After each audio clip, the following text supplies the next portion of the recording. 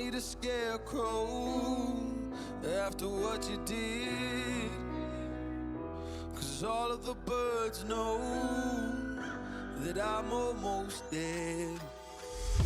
I'm barely breathing, I'm barely awake. You left me in pieces, there's no more to break. Don't wake me up, not in this century. Don't wake me up, 'cause you're just a ghost inside my head. You're just a ghost, you're never there. You're just a memory on my lips, 'cause you're just a ghost inside my head.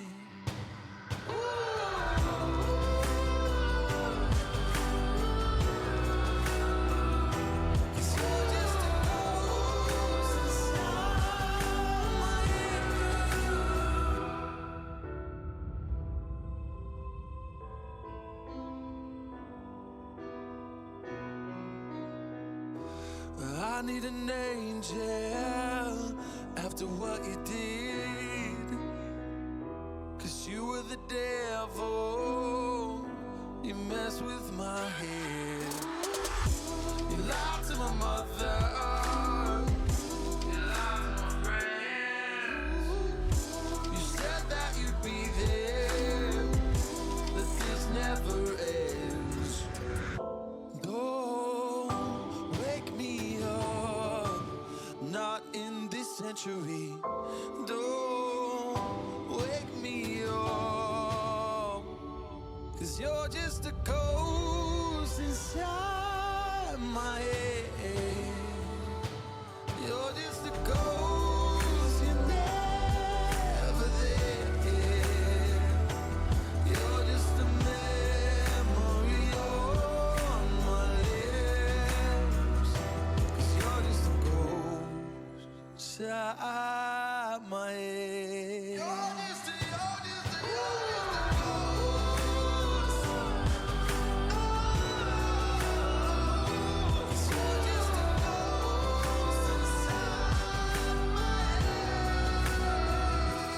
You're just a ghost inside my head. You're just a ghost, you're never there. 'Cause you're just a ghost inside my head. You're just a ghost, you're never there. You're just a memory on my lips. You're just a ghost inside my head. Oh, you're just a ghost inside my head.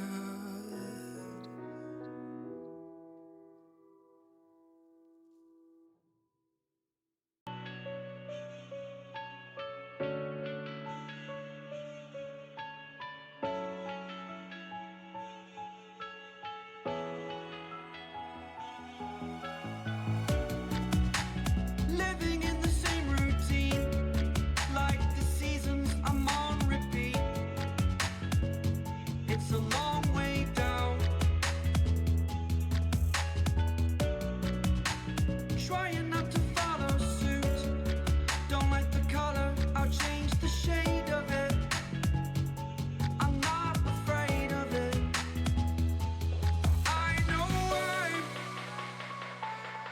I know I'm holding on to this, holding on. I know I'm holding on to this, holding on. Don't let me repeat it. Oh.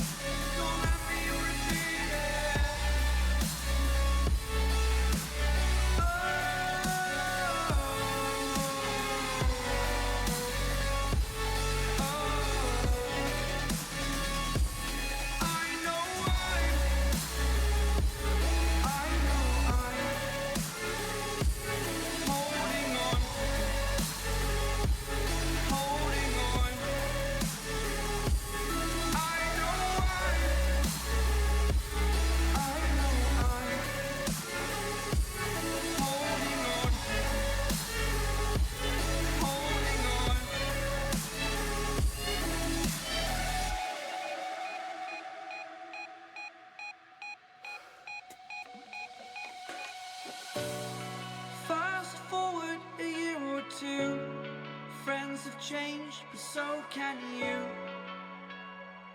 So can you. For too long about the mistakes, while I resent, I learned to hate. Forgot your names. Fear the struggle to follow on. Need to focus to prove you're wrong. I'm not wrong.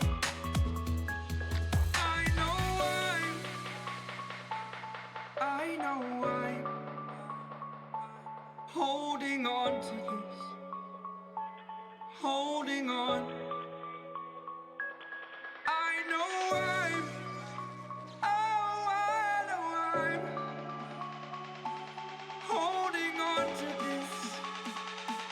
Holding on. Don't let me repeat it.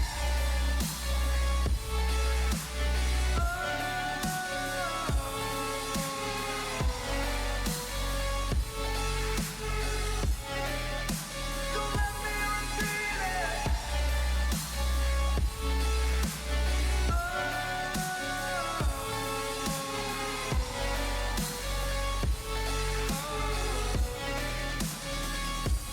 I know I'm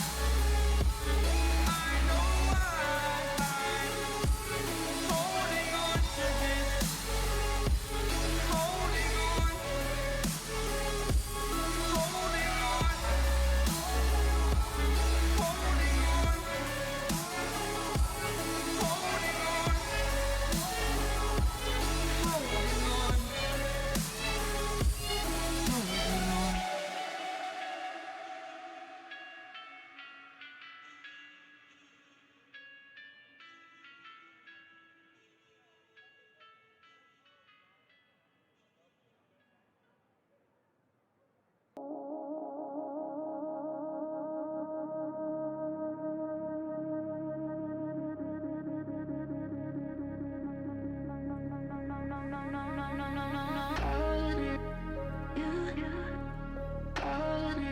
Holding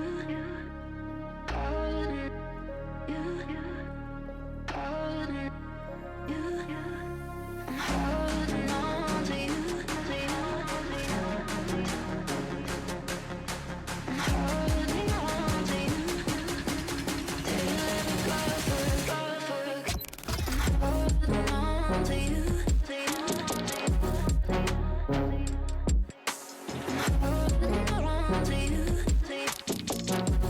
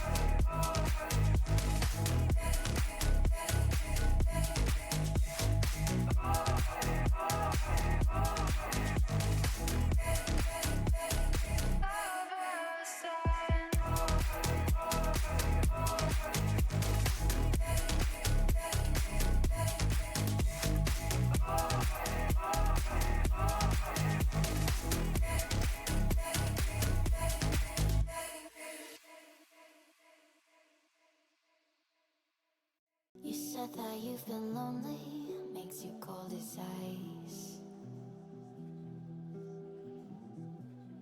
Hard to get to know me, but better than the lights.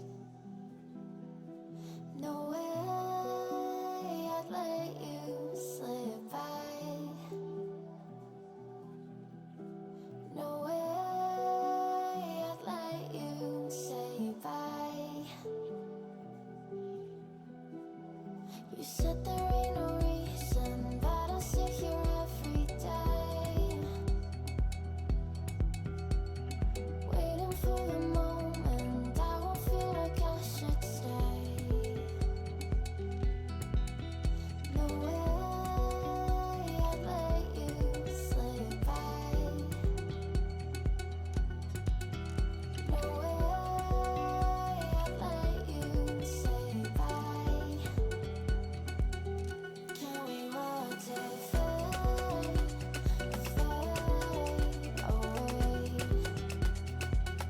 Can we let it fade away?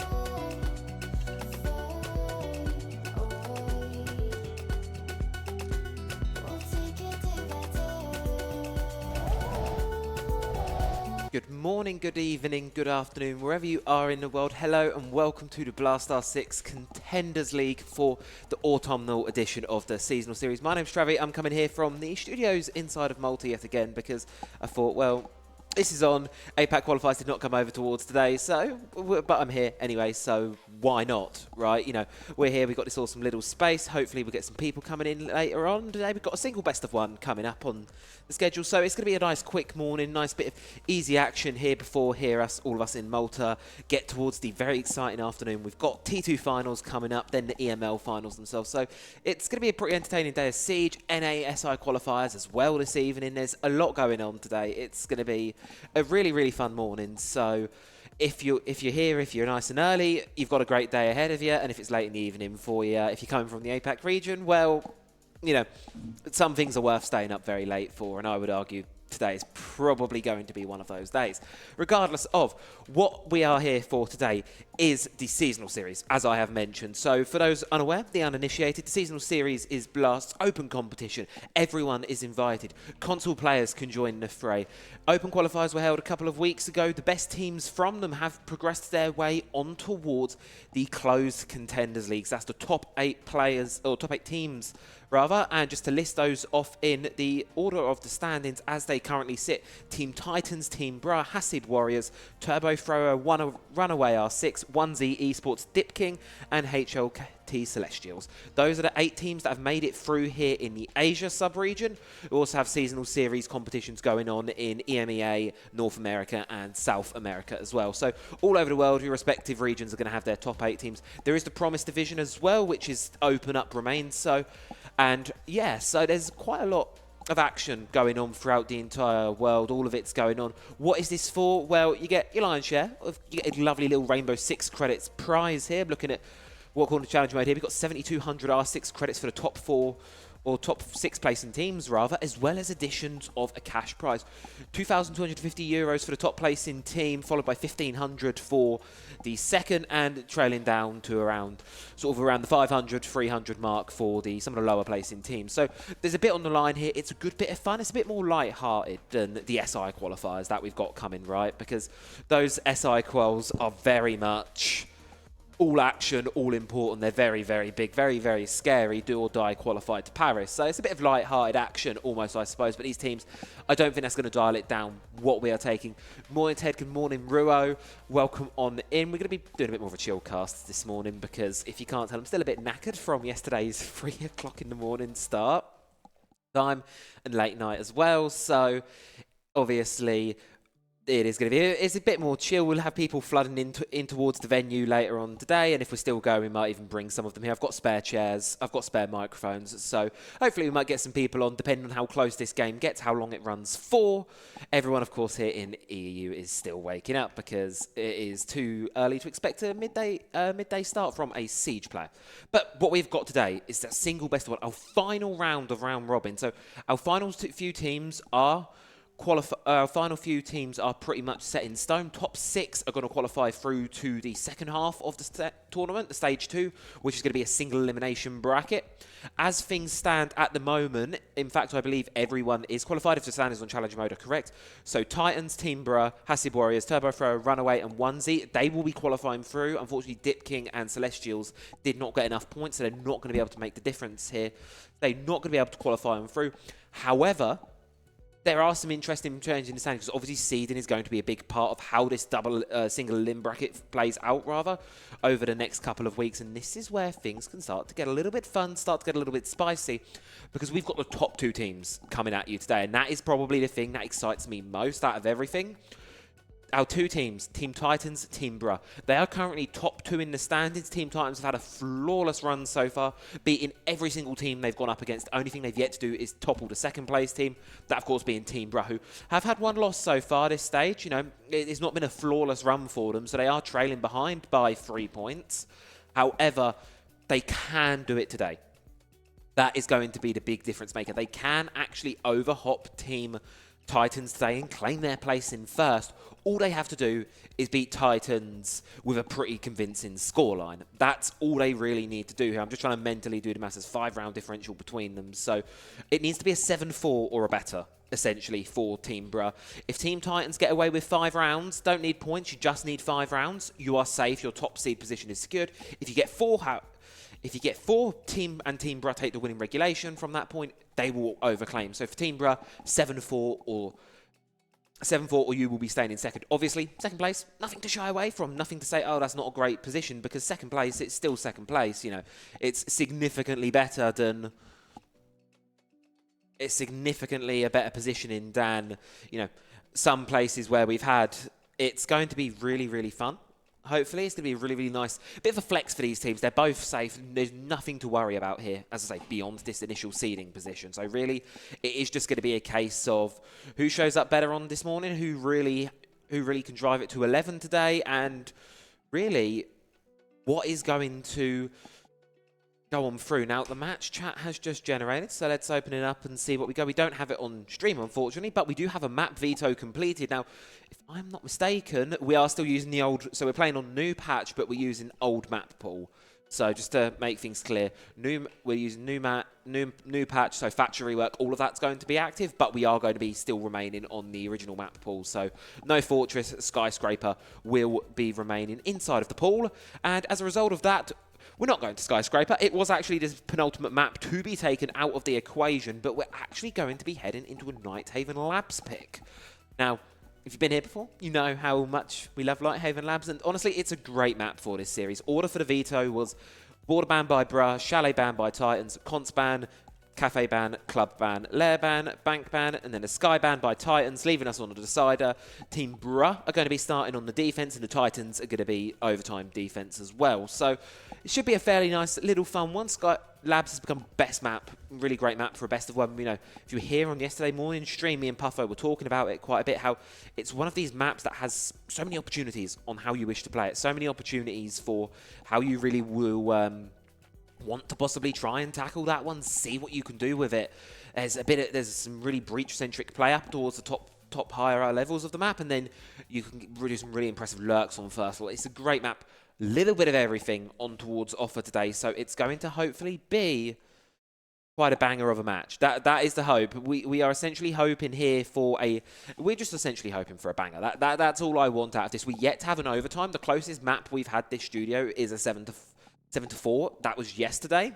So, and that was the Daystar Scooby-Doo LFO game. So hopefully we can get a little bit closer than a 7-4. If you are rooting for Team Bruh, however, I don't think you will. As I say, you're not going to want that 7. You're not going to want it to be a close game. You're going to want it to be a bit of a blowout result. If you're Team Titans fan, well, obviously you're going to want the Titans to win, but you may also want a bit of a fun match out of it as well, because it's one thing to do it in a 7-0 fashion and dominate. It's another thing to have a bit of a fun little spicy match up while we're at it. So it should be a really fun game.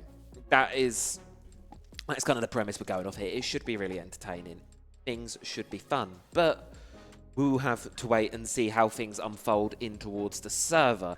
and just to do a bit more of admin, a bit more of homework rather of everything else going on today, to give you all an overview of the schedule, because this is not the only thing we've got coming up today, right?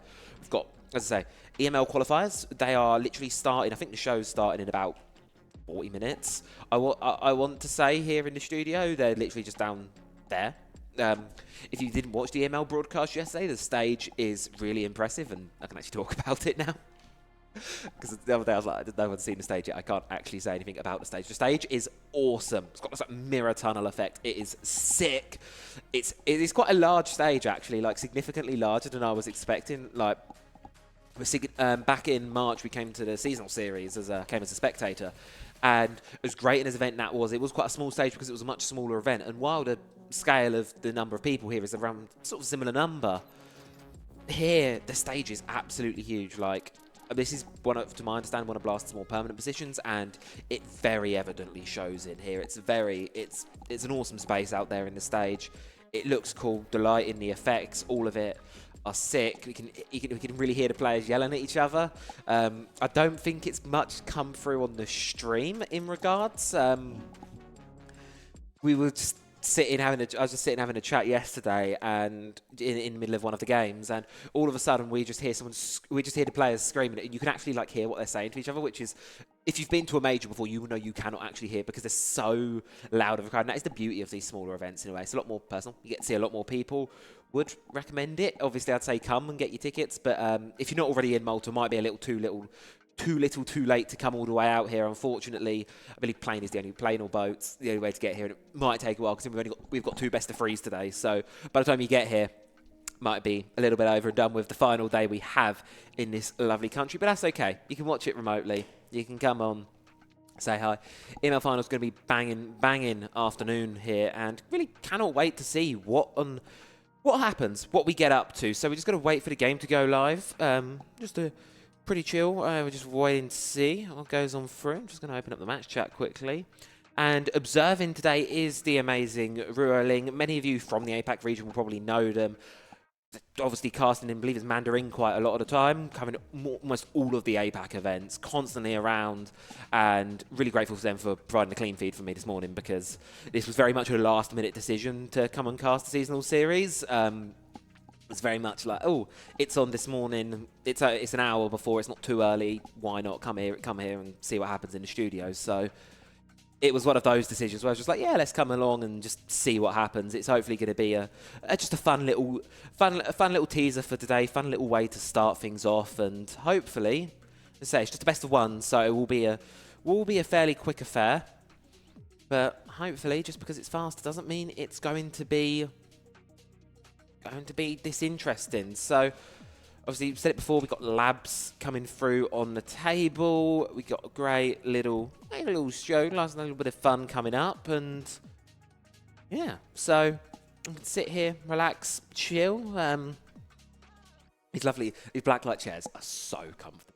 Like, just on a side ramble, side tangent. These chairs, like, they're well comfortable. Like, I could sit here for ages and just go on about how actually really nice these chairs are.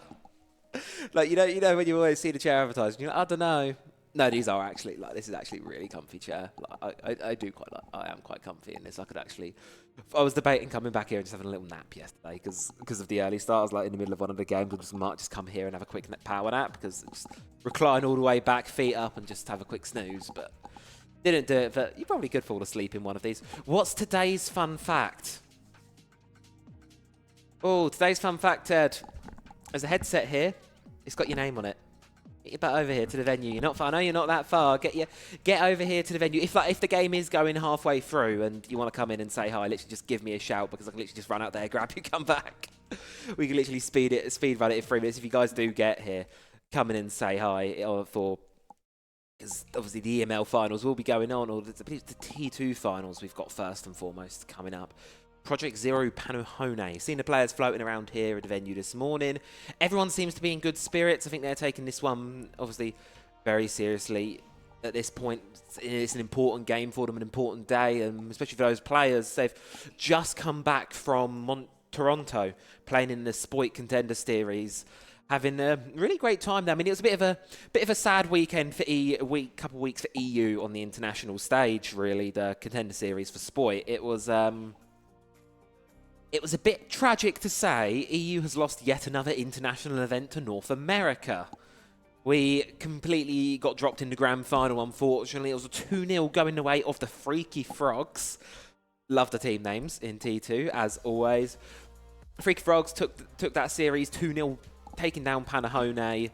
It was a bit unfortunate to see, really, because Freaky Frogs, they basically, all they beat, they didn't actually play an NA team once they got to Toronto. They played Panu in the first round, then played Project Zero, and then played Panahone again. So it was very much a case of NA Freaky Frogs especially taking out all of the EU teams left, right and centre. Bit tragic to see, but the good news here about being the EML finals is EU cannot lose because we are the only region here.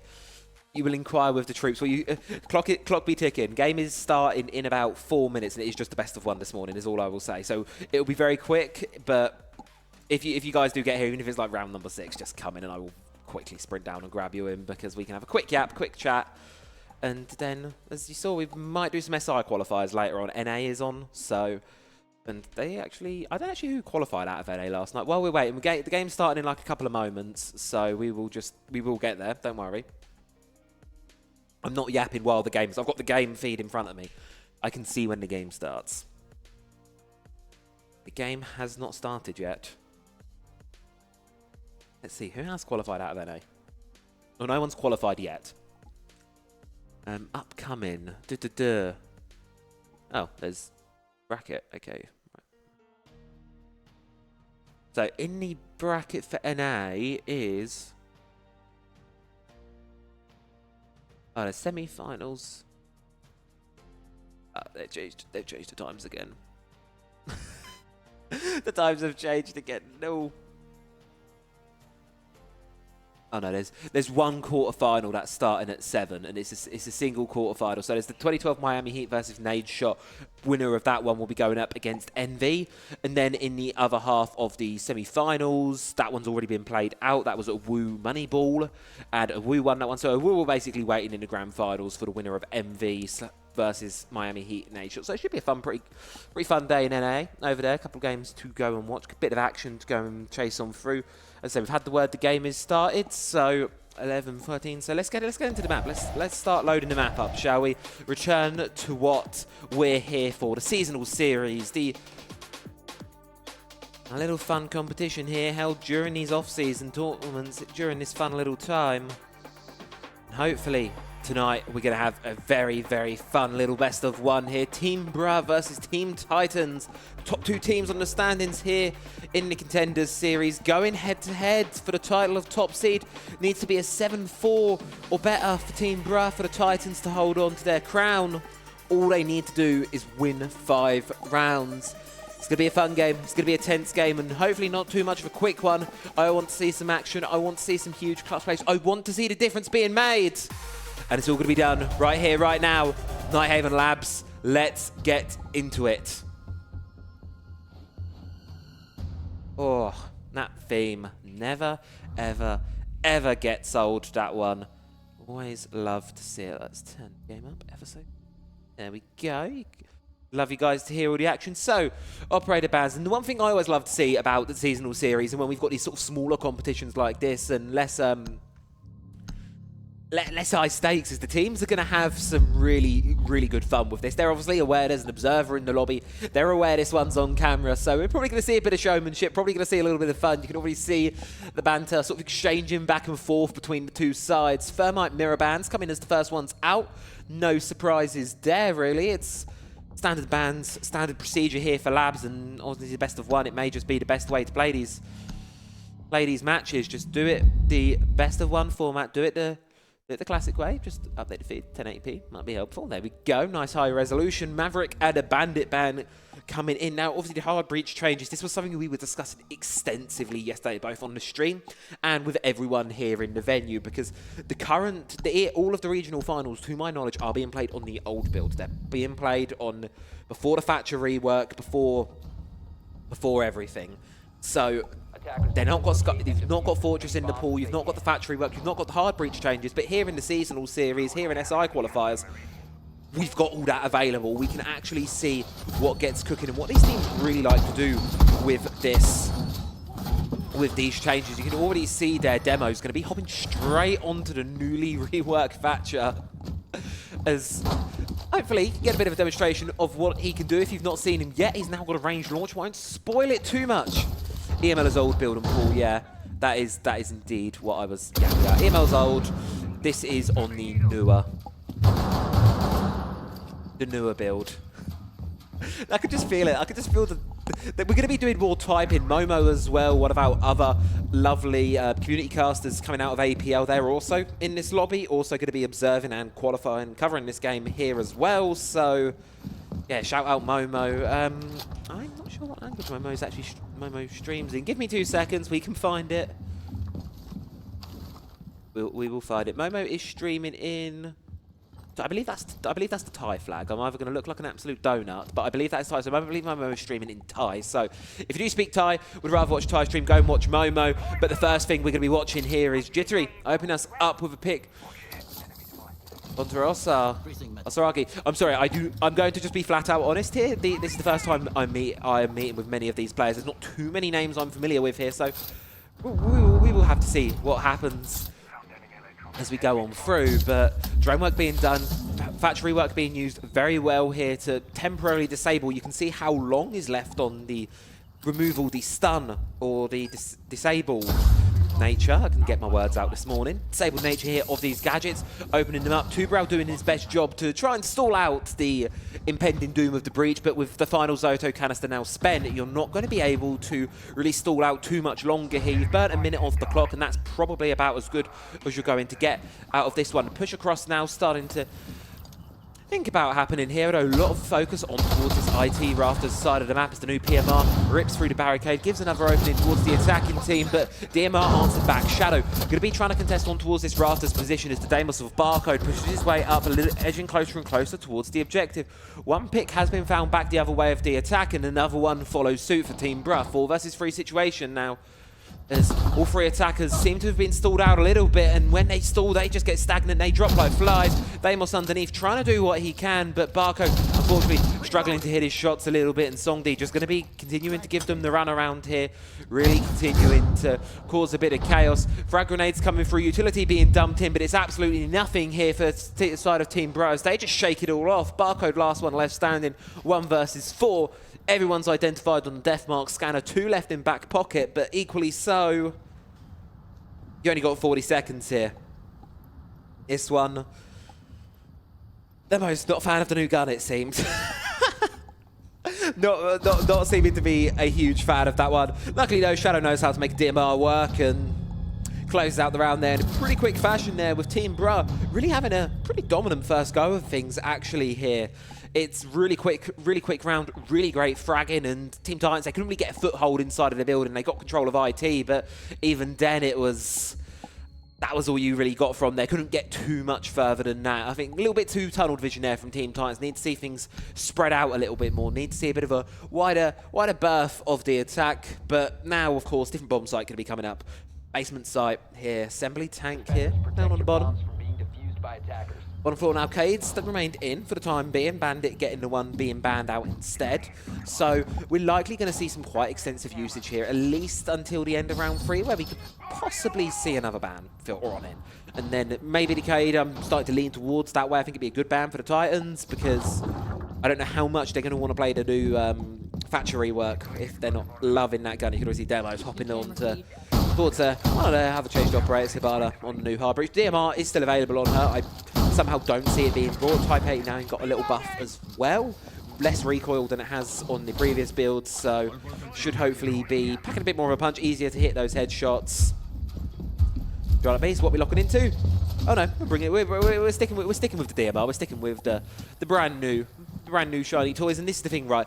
It is Contenders League. Both these teams are safe.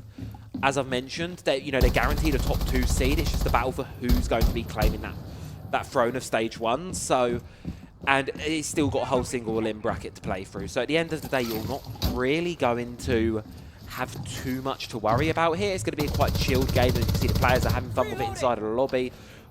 Hopefully, everyone at home having a good bit of fun time watching things as well.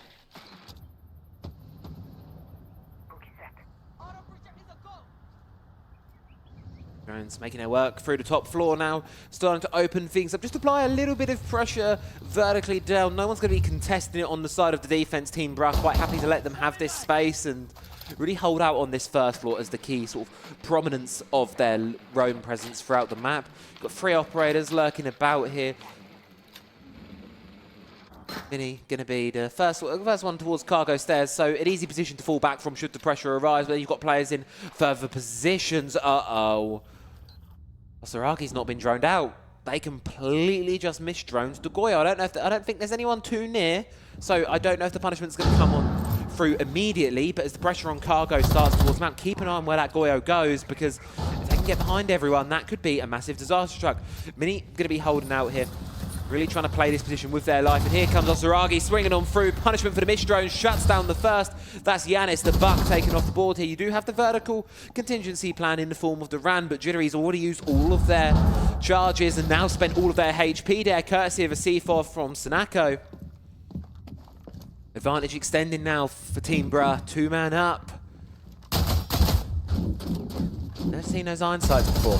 Barely seen the weapon. Vertical though from Barcode finds the pick on towards Songdi there. Keeping things at least somewhat a little bit closer, but still my concern at the moment is Osaragi still on the top floor, still unaccounted for, and still making massive plays happen with the duo of Shadow as they both light up, find a piece apiece. Leaves Demos now in a 1 versus 4 with a weapon they've admitted themselves not a huge fan of. Now have to try and shoot 4 people with it. And they're not going to be able to get any of them, unfortunately. Just there, yet again, Team Bruh doing a great job of holding on towards the map there, keeping things nice and open for themselves. No one's really able to get anything going there from Titans. They can get into the map, but as soon as it comes to taking space away, the only space they've really been able to claim so far in the first 3 rounds is space that's really been, like, willingly given up. They've only really been able to get the space that's sort of like they've been allowed to give up. Everyone else has really, for the most part, been taking it. Ugh. Excuse me, oh my God, I cannot get my words out this morning. Anyone else has really been taking the space, and they've not been able to force anything, really, I think is the biggest issue from the Titans right now. They've been struggling to take this space, struggling to really get themselves anything. It's really been Team Bruh controlling the tempo of these rounds and the pacing. Now move towards tertiary bomb site control storage. Theoretically, on paper, best position for Titans to get an attacking round on the board here, but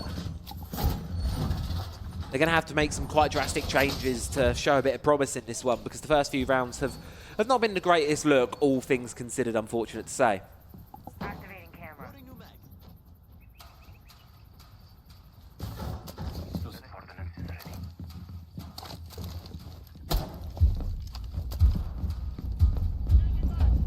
Let's get into things. Round number 3 here.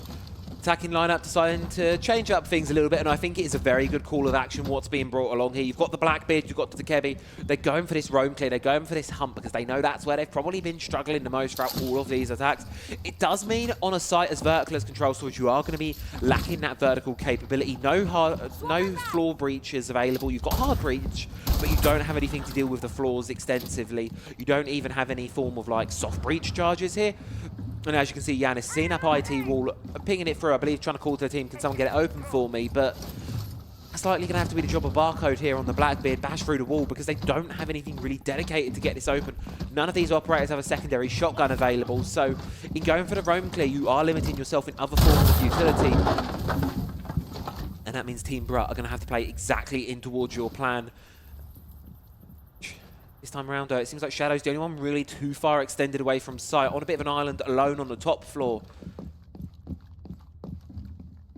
With that isolation can often come an ability to sneak through the cracks and have a bit of silence. Another missed drone is possibly on the cards here, but equally so, if you go down, you very much go down on towards Rome. First launch bomb's going to come on through, and this is a perfect opportunity for Demo here to sneak in towards the objective. Obviously, you can hear the player onto Aqua, but caught looking the wrong way. Traded right back by Sanake. 4 versus 4. Valkyrie from the grave, can go on towards the cameras, feed information through to the rest of the team. Barcode stalled out, can't really contest this Aqua position due to the Vulcan canister. It's a momentary stall out. Luckily though, the rest of the team can pick up the pieces.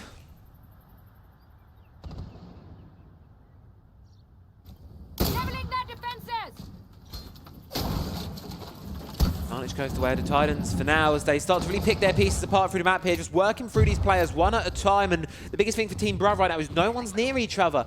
Everyone's all isolated alone, so Team Titans can really just force 3 team gunfights here. If you can force 3 2 versus 1s, you should be good clean sailing through the remainder of this round. You have an idea that one's inside of cargo. The Geary's just not going to choose to take the pick with them right now. Instead, focus on towards the rest of site.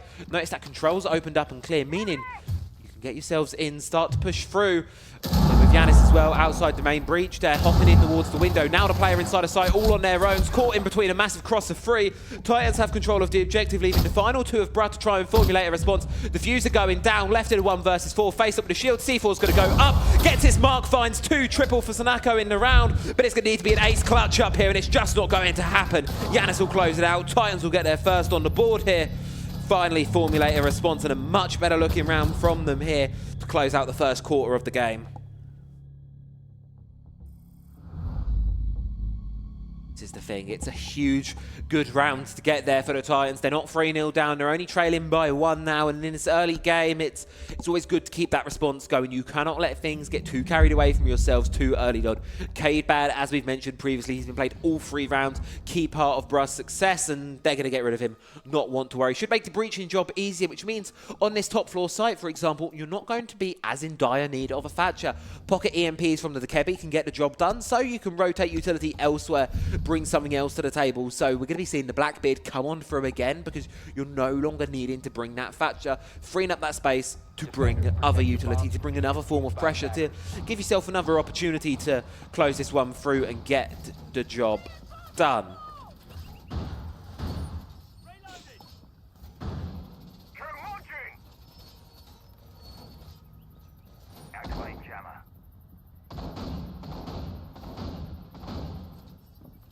And everyone in the lobby is actually getting involved, and that is the one thing I do really like to see with this one. With 3 rounds in, no one's sitting on a donut, everyone's really getting involved. Sanako has really impressed myself so far. Obviously put in quite an impressive clutch situation last round. Great throw of the C4. Titans bunching up a little bit and all privy to it, but doesn't matter. Round got done, job got done. 5-1 so far for Operator. Now you're putting on towards the shield, you're giving out the clash, and just without the Cade, you're going to have opportunities here similarly on the defense that bring an alternative form of utility, bring something else to the table, and we often see teams do this. They have a pocket pick available for them. They wait until you've committed to your 3rd operator ban, and then they start to pick it through because you have no more means of getting rid of that operator. We can bring it every single round. You're not going to be able to ban it, and especially when we look towards an overtime possibly, you're going to have to deal with it there as well. So something as big as a clash, if you can play it well, she can be game-changing. Very much going to be part of the plan here. Knock, knock. IT wall opened up, piece of cake. After a couple minutes of intermission time here, courtesy of the Tubarão yet again doing his work, getting the ball stalled on out, and it's just really chipping away at the time here. That's the sole goal of this operator. He's just burning time away while the rest of the team seem to be getting themselves started here. But Yanis is going to be the first one to fall. Striker being taken off the board there from a long angle, but Demos making the DMR work. Faced up with a clash in towards Electrical. Finds 1, but I feel like it's going to be a little bit... Surely no one on the sides of Bruh gives themselves away right now. Surely you do not throw to give yourselves through. Breach finally going to be opened up there. Run out being teased with there by Shadow, but instead going to fall back to the relative safety here. Droned out on rafters, swung by Demos, caught looking at the drone. Good bit of team play there. And Osaraga, I think, getting the right idea. Going for the mid-round reinforced. Sanako starting to really feel the pressure on that clash now as the Titans start to close in towards the objective. Space here for the side of Bright is becoming increasingly limited as the Titans surround them with a man advantage to their name as well, extended further by another pick. Shield gone, taken down. It's left in a 2 versus 4 situation. Osaragi going to get the first one on towards Barcode there. Makes things into a 2v3. But playing it close, playing it tight with the shotgun. It's going to be Mini, but can't get anything going. No misses the shots. And unfortunately they're caught in a bit of a crossfire. Demos is going to come in and sweep things up and be practicing with the DMR. I think that's the demo's mentality for this game. Let's practice with the new weapon. Brought it every single round so far. The Steel chat continues to be quite fiery, quite entertaining. I mean, as far as I can tell, it's all in good spirits. Everyone here seems to know each other, as we say. As I've always said, very much not an APAC person. I'm obviously EU talent, if you cannot tell via the accent and you're just joining here for the first time. So, good old EU. Unfortunately, we don't have much international success, so we've got something in common right now with this region. We can't seem to close out a grand final. We've had 2 S-tier grand finals this year, both Reload and Munich. Both of which we have lost. So there is something in common, I suppose, the MEA and APAC have at the moment. Not that this is at quite the tippy top level of Siege, but it's an entertaining game so far. I think we've had a lot of big fragging moments and some good glimpses of really what these teams are showcasing, because as far as I'm aware, at least as far as I'm seeing it, both these teams, I believe, gave SI Quals a go over the weekend. I feel like these names are familiar, at least team-wise. So, in that regard, if you do want to, you know, it's a good bit of practice here in an official. There's a bit of money on the line as well for yourselves when you get to the singular limb bracket. I think that's when these teams are really going to lock in, start to take themselves that little bit more seriously, focus on the game at hand, focus on the tasks. This one's just for the brownie points. Magic Reload. Still catches me off guard seeing these new mythical rarity skins that we have. Every time I see one, it's like, oh, what's this? And then I'm like, oh yeah, it's a thing in the game. There's that 0.01% chance skin in the new Delta packs that have been added with the season. I don't know if anyone's seen. I don't know if anyone has actually gotten that skin yet. I believe it's like a recolor of the Valkyrie skin. It's a little like it's like black and red Siege X-y type theme. Really cool looking skin. I really love the colors on it, but also the chance of getting is like 0.001. So, very rare. It's definitely going to be going on the marketplace for an incredibly high price in a few years' time, unless it gets given away or something like that in the meantime. But enough talk about skins, enough talk about pretty charms dangling off weapons. All things have been fair due for the par of course here. A significantly less aggressive round than perhaps we've been used to seeing so far this morning in the first 4. Everyone's kind of slow. IT wall's been opened. A bit of a pivot towards connector side from the Titans. They work out really what to do with this one. They've got a lot of heavy executors. Both the Ying and the Grim on the table here provide themselves a bit of space, really add to that chaos element going in towards the final 15 seconds. As we trail really towards that point here, time management is starting to become a little bit of a issue perhaps here. Final 60 seconds of the round rapidly approaching, and the Titans are falling like flies now as Team Brass start to formulate a bit of a response here. A C4 and MP7 find a kill each, leaving the players in the 3 versus 5. Candela's in towards objective. A huge swing from Dagger, only able to find one as Songdi shuts him out with a double in the round, leaving it to pour up the barcode. 6-12. 4 opponents to kill. Throw to Candela, invade out the swing. Unfortunately, the shotgun can't quite hit the shot. Sanako does the job, and Team Brab will continue to hold on to their lead here, guaranteeing themselves the even split. And we go down to the final round of the half to see whether this one's going to be even or whether this one's going to be advantageous for the defense. It's barely by the expectations here. Nothing too crazy in terms of round scene. Nothing sign that anyone's really been able to run away with the series so far. Bit of back and forth. We're going to go down towards the basement site now. The top floor is locked. It's been played obviously once so far, won by Team Bruh pretty well, and if you ask me, it's probably actually going to be their best show at things. The one thing the Titans have really struggled with is space control in my opinion. Across all 6 of these rounds, their control of space, their timing has been their biggest enemy. Knowing when to take space, knowing when to relegate space, and keeping a control of what they do have and not letting things slip through the cracks in the drones. That has been their biggest weakness, in my opinion, so far. So this basement site for me, because you can theoretically, and you will see players tend to play all areas of the map here. You can already see Songdi setting up throughout the entire map, putting these Valkyrie Black Eye cameras on the first floor, starting to really cause that presence. Combine that with the information from the Pulse here, a nasty lurk from Bruck can really get something going here and could really cause a bit of chaos. Could make things quite fun, quite spicy, if that is how how the cookie crumbles. The Kebby and the Deimos Titans obviously understand that's where they've been struggling a lot so far this matchup, so they are bringing the right utility to deal with the problem, but equally we need to see some of these players step up a little bit more because we are starting to see some leaders emerge in the lobby here. Osaragi and Sanako have had phenomenal games so far, 12 and 5 between the two, and on the side of Titans, no one's really stepped up huge. Yeah, most of the team are having pretty solid performances, and that's always a good thing.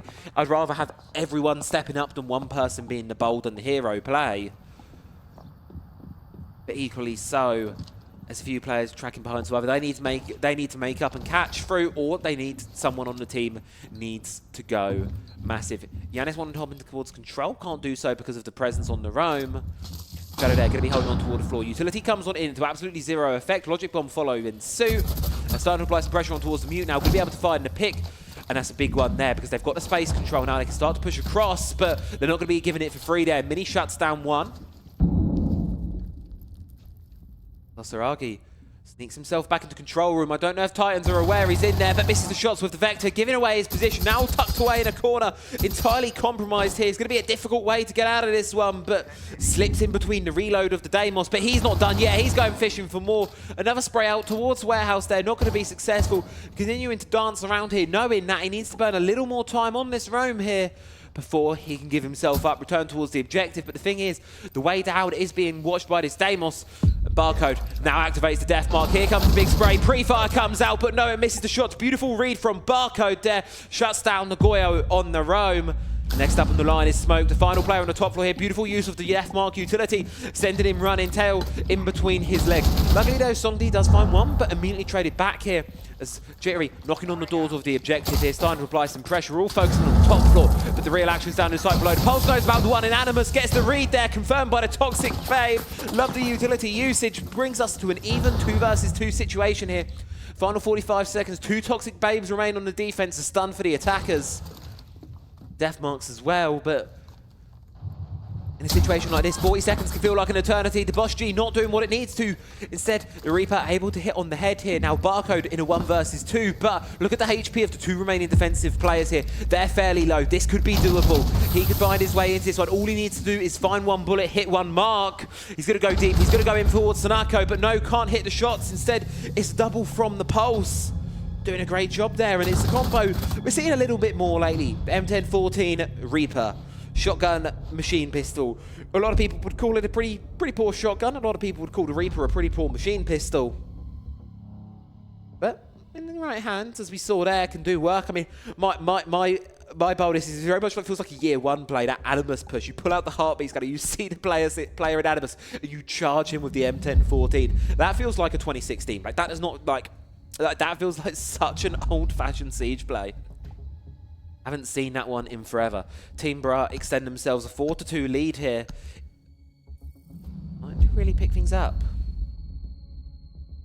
Bands coming on through for the first time in a good while. We're seeing a shift away from the hard breacher bands on the attack. Instead, we're getting rid of shields. Team Titans do not want to face any shields. And obviously, these two teams do know each other pretty well. They're very familiar with one another. And they are going to likely know that Team Bra want to play these shield operators because despite the Blitz ban, despite the Blackbeard ban, they're still hopping on. They're still looking to try and play these operators. Shadow straight on towards the Montaigne, straight on towards the shield. No shield in suit response on the defense. Not seen Clash a couple of times now. Not a massive amount of success really gained from her yet, but so this first half has. It was quite an interesting one. There's not really been much separating these two sides. It's been quite a back and forth. Team Bra, I would say overall have the edge, but maybe only by a 15-20% margin. I wouldn't call it a massive lead right now, and things could certainly shift here as the teams swap their respective sides and defenders now become attackers, vice versa. Things are changing. Game is very much in anyone's hands here. Do keep in mind, Titans are already 40% of the way to their goal here. If they want to secure top seed, all they need out of this matchup is 5 rounds. They don't need to even get to 6 rounds to get the additional point by guaranteeing overtime. They just need 5. So they're already 40% of the way to their goal. Team Bra are now 20% weaker. First one's going to fall. It's going to be the Nomad's taken down for the count here. IT wall opened up, but quite a significant cost there. That's the flank watch being shut down. Jittery, not entirely sure where to look there as Asgari realises it might not be the best place to push that one yet when they're watching it. Stone cold eyes. Luckily though, Mini AK-12 ready to try and take that gunfight as they try to open up the breach. A little bit butchered there, but should be easy enough to get through regardless. They know about the Vulcan canister, playing towards Rafters' side. Montaigne's going to start to push on up now here. Take out the utility, take the space, and start to really push yourselves up. Shield's going to meet Shield in a couple of seconds here. You've got to be really, really careful not to overextend yourself here. That could be the most difficult part of this hold. Team Brandon, really great job actually. They're already knocking on the side door, already have this significant portion of control. We're only a minute 20 in towards this round. DMR here doing a good bit of work there, forcing Jittery out right into the sideline of Shadow, who's more than happy to take that gunfight. Feeding the information through on that Montaigne. Walking shield, walking drone here, supported up by the Gunners, and really forcing Titans into these difficult positions that they do not want to find themselves in. No choice here but to go for these swings, really try and shut these ones down. Selma charge, getting stuck in the doorway there. Opening up ever so slightly. Pressure on site is a mountain, but when the pressure stays so high for so long, it needs to boil over at some point. Pushing from Aqua side now, adding another element of pressure, another angle to watch here for the Titans. They're surrounded, they're cornered, they're caught absolutely swamping. Kills going back and forth here, leaves us in a 1 versus 2 here. Barcode behind the Clash shield. Now Montaigne charging him down, trying to face him up. Needs to be careful. This SMG doesn't have a lot of bullets in it. Not an ideal weapon to be going for the clutch in, and Pistol takes it out. Shadow going to be air on the Montaigne, and I see why the shields are banned now. Many could argue fear or respect. And I think the shield bans, they might have been fear. Titans knew what was coming for them in that one, and it's very aggressive shield play. Phenomenal use of the Montaigne, and I mean phenomenal. That was genuinely a really, really impressive going on the Montaigne. There's a good shout on the shield as we head in towards a little bit of a tech pause here. So let's just hi, this is welcome back. We'll go back to the studio. We're in a brief little tech pause, so we will just wait for things to resume themselves. I mean, it's been a really, really good game so far. I've really loved what I've been seeing here from these players. Team Bruh, I was wondering what was cooking with the shield bans, because it's so rare we actually see a double set of... Or it's not rare, but it's not often we see a double set of shield bans like that in a best of one. Especially on a map like Labs, where hard breach bans are very much the norm. I see why we're banning shields now. My biggest concern at the moment is if that Montaigne does as much as he does in that round number 7 there, Team Bruh, they only need 2 more rounds to close out the game. If they can win the next 2 back-to-back, they've closed this series out. 7-2 will find themselves at the top. And the issue for the Titans, they need to be able to take a round to force the next phase of bans. Team Bruh can win this in the next 2, and you need to lose one of these 2 rounds. Otherwise, they're not going to get that opportunity to make that 3rd ban, to make that Montaigne ban. They're not actually going to be able to find themselves enough rounds in this game here. So for Team Titans, not being able to get that 3-3 split could ultimately be their undoing here. Having to play those 3 rounds of defense against that shield, it could be disastrous for them. Obviously, it was just 1 round, so I don't want to count that one out just as of yet, because, as we said, we never know what can happen. So we'll just sit and we will just wait for things. We're just literally sitting here on a tech pause screen for you, as I believe actually.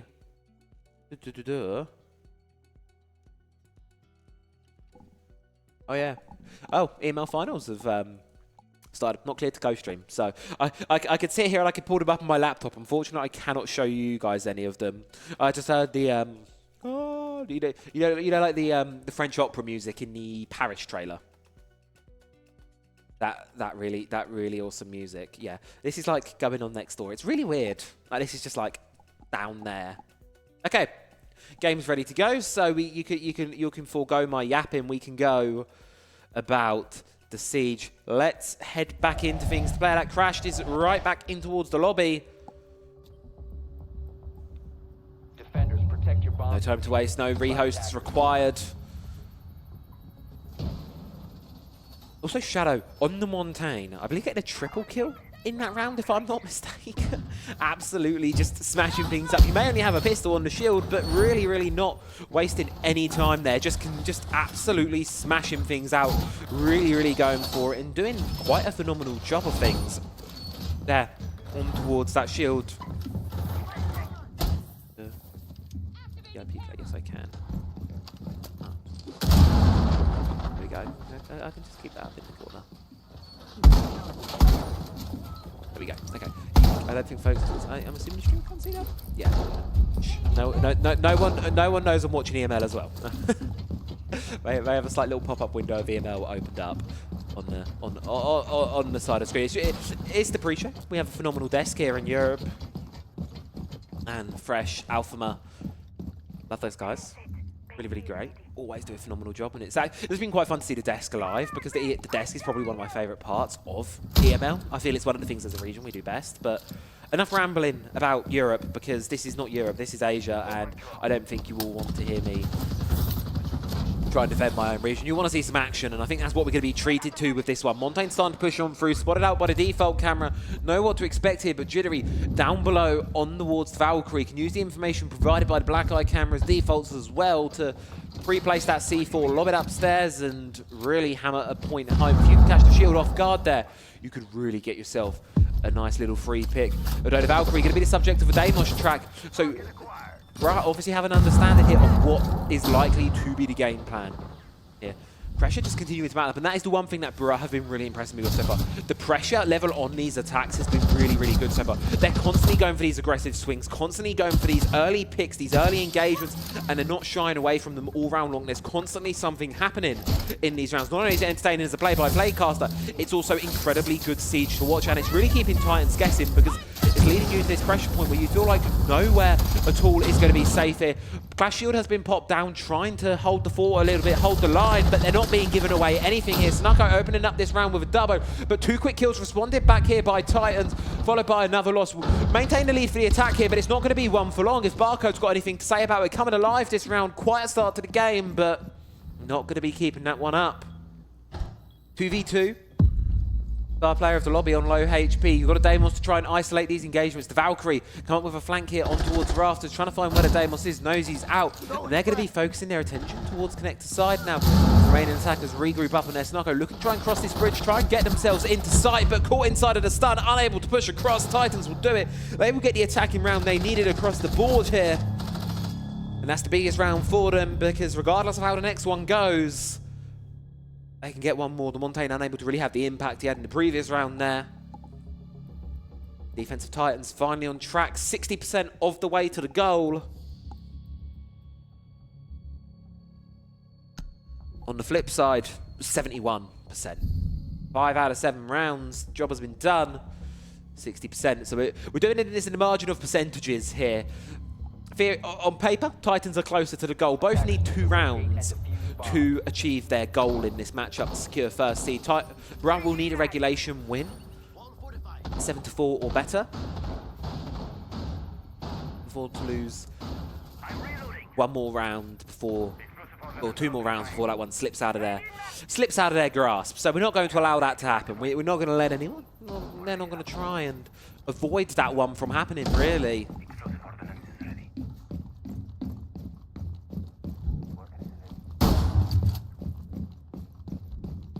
That's brought out of the scope. It's nice to see Barcode come alive, because he's a real old-timer in the scene. He's been around here for quite a good few years now, if I'm not mistaken.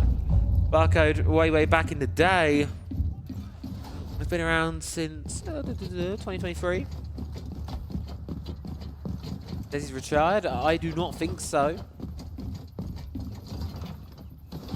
Played across a variety of teams, variety of rosters over the years. Elevate Stage 1, Stage 2 of Asia League SEA 2023.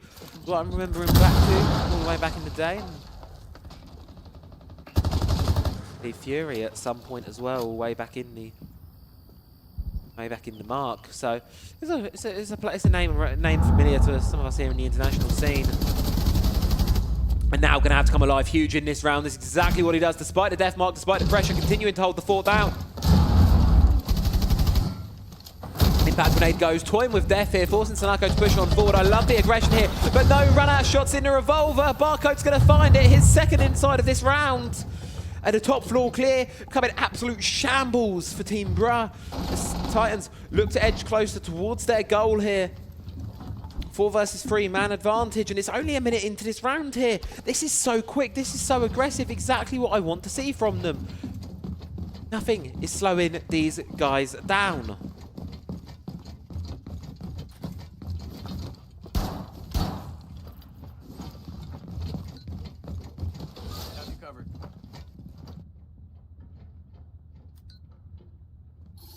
Logic bomb coming on through, and it can be exceptionally hard to play with this Logic bomb on the scope. As you can see, she has a slightly different effects to every other operator in the game when the phone call's going through. It's incredibly important that you get rid of it quickly because you just cannot see a thing with it. But the biggest issue here is the roam has not been cleared at all.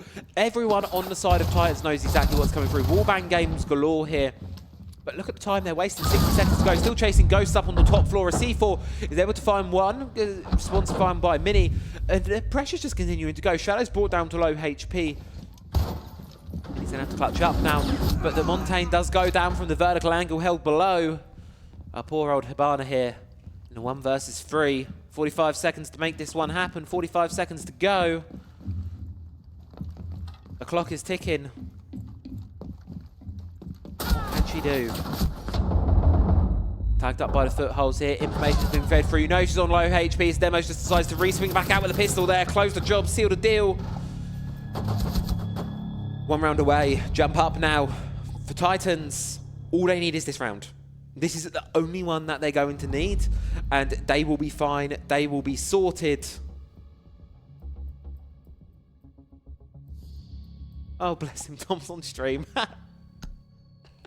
Oh, dear Tom. Tom's popped up. Tom's saying hi. Hi, Tom.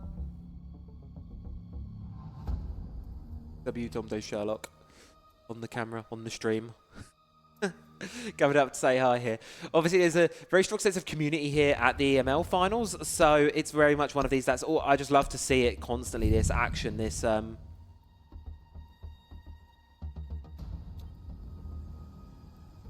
Attackers need to locate and defuse bombs. Changing legs. Sorry, paying attention here to the EML finals. What's going on the other stream? Here is the reason we love a good underdog story. Now, this is probably part of the reason here why we love I love APL so much, because it's always these underdog stories. This region just produces them left, right, and centre. It feels like so much of what we get cooking. So it's going to be one of those really exciting ones here to sort of unfold, sort of see what goes. This game in front of us, round number 10. Team Bruh cannot afford any more mistakes. If they want to claim this first seed, they're going to need to win the next 2 rounds back to back. Anything less than that, and they won't be claiming first seed. They can try and win this game for sure, but they're not going to get anything more out of it than the round and the win today. It needs to be 2 quick, 2 flawless rounds. No mistakes allowed from this point onwards. Very execute-heavy lineup here. Bruh wanted to capitalize upon the chaos that really found them success in the early rounds of the attack. Shield ban, as I mentioned, likely has come on through.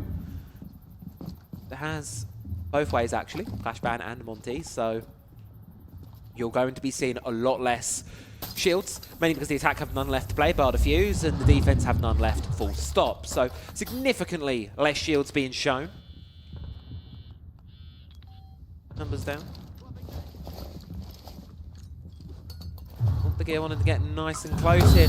Inside of the smoke, playing it close on the tight angle here. Do they have the idea that someone's inside of this smoke? They're staring at each other. Crosshairs are lined up. Please, someone, wait for this smoke to go. I don't think he has any clue. Sanako doesn't realize that there's someone right there. Traces are going to go. They're going to get the idea. Stalemate resulting in absolutely nothing. The tensest this game has felt in a little while. Demo's going to be the first one to drop, but the execute operator of Sanako there going on down. Chaos is starting to unfold in this one. The attacker's pushing on in, trying to get things going, but they still can't clear out this Lesion. He's hiding in the smoke. Now got the backup of Jittery as well, who's found himself a double. Team Bruh Songdi keeping their dreams alive in this one, bringing it to a 2 versus 1, flipping the tables around. It's Yanis left standing with a C4 in a 1 versus 2. This one goes the way of Team Bro. It'll be the biggest round of all evening. The fuse has gone down. A hard retake now awaits the final sole defender. Not going to be able to find anything on account of the vertical here. The attackers scrounge their way outside the building. They do not want to take this. They do not want to challenge. You have the idea that there's one plane here outside of IT, but throws for the throw for the C4, leaving yourself vulnerable. Swing's been found, and now what I wanted. This is going to be the biggest round of the day. Titans win this, they confirm their first seed. We go to the brink of regulation, but they confirm their first seed. Team Bra win this round, they win their first seed. That is going to be the difference maker. This is going to be the round. This is what everything matters for today. This is the one round that is going to be making the difference. It all comes down to this last one. Yeah, as I say, anything that's played beyond this round, anything that comes afterwards is going to literally be a consolation prize. Everything that follows suit is going to be just a bit of bonus round, some fun here. The meaning, the outcome of this game solidifies itself here. There's nothing else there. I don't believe there are any other ways the results changes based on how rounds after this one go. It all comes down to how this round plays out. The Sib Warriors currently sitting third, and even with a regulation win, I do not believe they can actually catch up to first place or second. So they're going to be sitting a little bit further down the standings. It's all down to these two, and this final round here of Labs to the side. Team Bra have had so much success on these shields to this point. Despite the trio ban, they deem it necessary. They bring one out. We're going with the fuse. Aggression with a pistol, cluster charges, and a couple of dreams alongside the rest of the team. Wanting to close out this round. Get the job done here. Connect the wall. And a little bit of difficulty getting open, but should be sooner rather than later. We find the opening, find the place in. And yeah, again, it's going to be that name of the game from Team Bra. Just continue to apply and keep Titans on their feet. And guessing you know about the player behind the half wall. He realises he's been droned out now, so Demo's going to make a bit of movement back away. Fall on through.